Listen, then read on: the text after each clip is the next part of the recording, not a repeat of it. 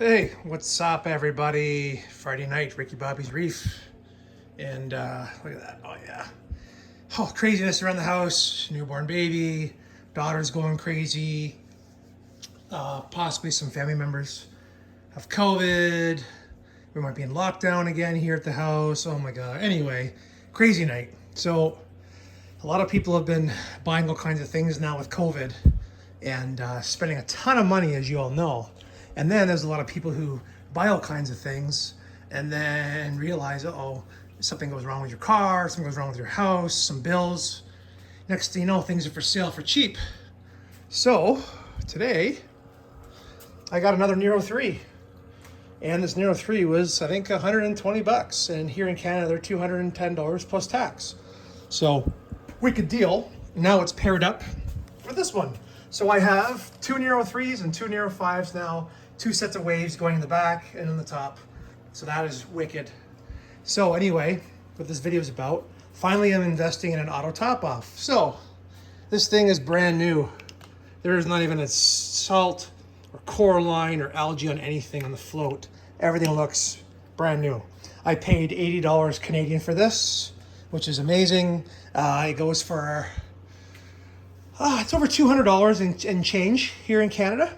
And then you're gonna laugh, I have a good old Canadian Tire bucket. Now, if you guys didn't know this, so anyway, this is a 2-gallon bucket, and this is gonna be the reservoir for now. If you wanna know if this stuff is food grade, okay? See this recyclable in that number 2? Number 2 means it is food grade, or it will have a symbol with a knife and a fork as well. And same as this lid. Where is it? This lid is food grade. So I'll show you really quickly from my LFS.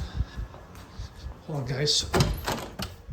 Okay, so these buckets are guaranteed to be, oops, this is from Big Al's here in Canada. 100% fish safe certified. Underneath, number 2. So there you go. That's your tech tip of the week. So we have a bucket that we are now going to use as a reservoir for now. I do not want to use anything more than 2 gallons. I lose about just under half a gallons of water per day. So got this nano Tunze osomolator nano, and it is controllable. If you open up this chip, you can change the speed of the pump, and we're not going to get into that too much right now, but I thought this one had a photo sensor. I was wrong. All it has is the float and this really strong magnet. So we have to make sure that we keep this float in prime condition. Otherwise we're in trouble. And then of course, the clamp and where the water is gonna go. So I don't think anybody, there's a bunch of Tunze videos on this kind of stuff. This would be the first one probably online for the 65.4 water box. And we're gonna slowly set it up. And I'm gonna show you how I do it. And if it's gonna appeal to you guys. So stick with me here. And look at that, eh? This thing must have not even, it's like brand new. This guy had the tank. When he sold all the parts, wasn't even cycled, is what he said. And I believe it. Everything looks brand new. So anyway, we're gonna start setting things up and we'll show you how it goes. All right, so I'm already getting pissed off. This is not working out well, guys. Okay, so the little float has these little tabs here, and they plug into the magnet. Well, this thing kind of fell off of here when I was trying to mount it. Now the bottom tabs are broken right off. It barely wants to stay in. Now I'm gonna have to super glue this darn thing. And that's not what I want, because you need to be able to service this thing. So now I'm gonna have to call Tunze and get a replacement one of these. Not happy about that.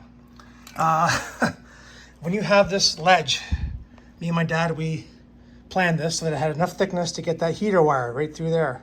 However, it's a little bit tight.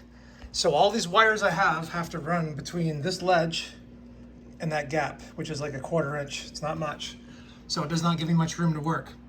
So this is not going very well so far, and I'm not looking too good, but we're gonna keep trucking along, and this is what you guys need to know when you're playing with stuff like this. Okay, so a little bit of struggling, we are lit back up. Now I'm gonna make adjustments after I get this thing fired up, but I just wanted to show you guys. So I had to move all this stuff here.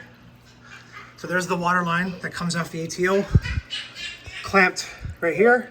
And as you can see, it's going directly into the return pump chamber, and which is where I want it. And it's not going to, it does not go in the water. That way it will not anti-siphon, so that when the pump turns off, the water will go back down and fill up the reservoir, which you do not want. So that's one of the first things you want to make sure. And then the second thing is with the float valve right here. So as you can tell, the chamber is low by about 3/4 of an inch. So we're gonna have to adjust this, but we also know that this thing needs some top off water. So we're gonna do that in a second here when I can get my daughter to stop making funny noises. Okay, so we have a lot going on here. So here's the thing about all-in-ones, guys. There's some things I love and some things I don't love. So everything's back here, as you know, with the 65.4. It's 4.7 inches wide. And there is lots of room. We have the Kraken filter cups with floss. Heater here, we have a UV right there, the green machine. We have 3 AA Prime 16 HDs. There's a CG 2.0 return pump on there. And then over there, as you can see, is the float for the Tunze osomolator. And there's also the thermometer, or the temperature sensor for the Inkbird. There's a lot going on. And there's another heater over there, and the skimmer. And the wires for the Nero 5. So you can't hide it all. However, if I step back, no, I haven't even done any modifications. I can clean these wires up. I can actually get these things to be a little bit lower. But that's part of the whole all-in-one deal. It's not that bad. That's part of the big picture. Not too bad.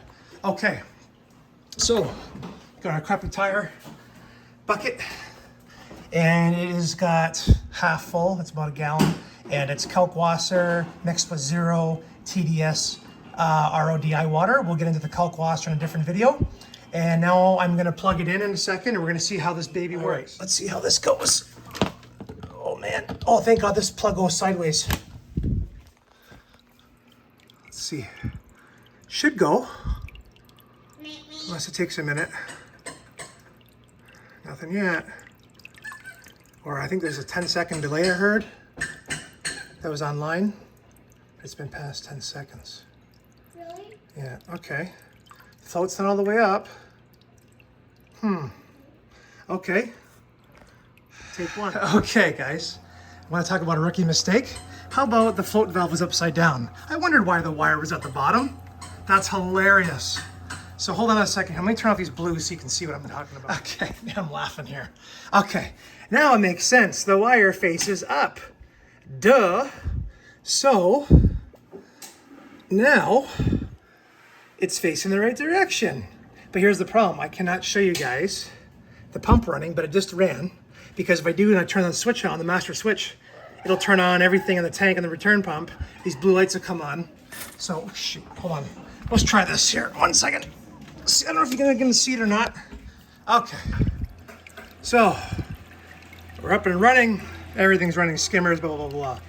So what we need to do is bring this up higher. Okay? So now watch.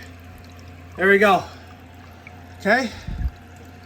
So now my ATO is pumping in Kalkwasser and 0 TDS RODI water. And right now, you know what? Maybe this is in the wrong spot. This might just keep pumping into the tank. Okay, hold on, take 3. Okay. Guys, thanks for bearing with me. So yeah, I did have it right. I want it in my return pump chamber because that is the level that determines the tank level for me. That's like my sump level, is the return pump level. So basically what I did was, you just let the pump run until you get to the proper level, which is slightly just below this little rim here. And then that's where you put the float sensor, and that shuts it off. So that's good. So now we're dialed in for that. The pump's pretty quiet, actually not bad at all. The other thing I want to tell you guys is with reverse osmosis and, Kalkwasser. Kalkwasser is very caustic and high alkalinity, you know, stuff like that. Calcium, hey, shh. So it will destroy this pump in about a year, supposedly, according to BRS. So we'll see how that goes. But these pumps are $30 here in Canada. They're pretty cheap. So, oh, the other thing. One of the reasons why I'm using a small reservoir. A, if something happens in this tank and this thing stays stuck on, it's not going to overfill the tank on the floor. Number 1. Number two, we've seen a video I've made about these filter socks, or sorry, the floss. If this chamber gets clogged, any of the chambers gets clogged, and the water level in here rises, the return pump chamber will lower, telling the ATO to come on, even though the tank is full. So you have to make sure when you pack this floss, you don't pack it too tight, and you actually kind of spread it a little thin so that it swells, as we've said in another video, and that way this thing has constant flow. So you need to make sure your filter floss is changed, whatever cycle it is that you have, to make sure that the return pump doesn't suck in or spit out more water than what's coming through into each chamber, okay? But other than that, it works. 80 bucks and $5 for the Canadian Tire homemade reservoir, just for now. Probably gonna do an eShops, beautiful eShops reservoir that's gonna look nice in there, but this is just for now. Okay guys, thank you for watching. Thank you for tolerating that one, and we'll talk to you soon.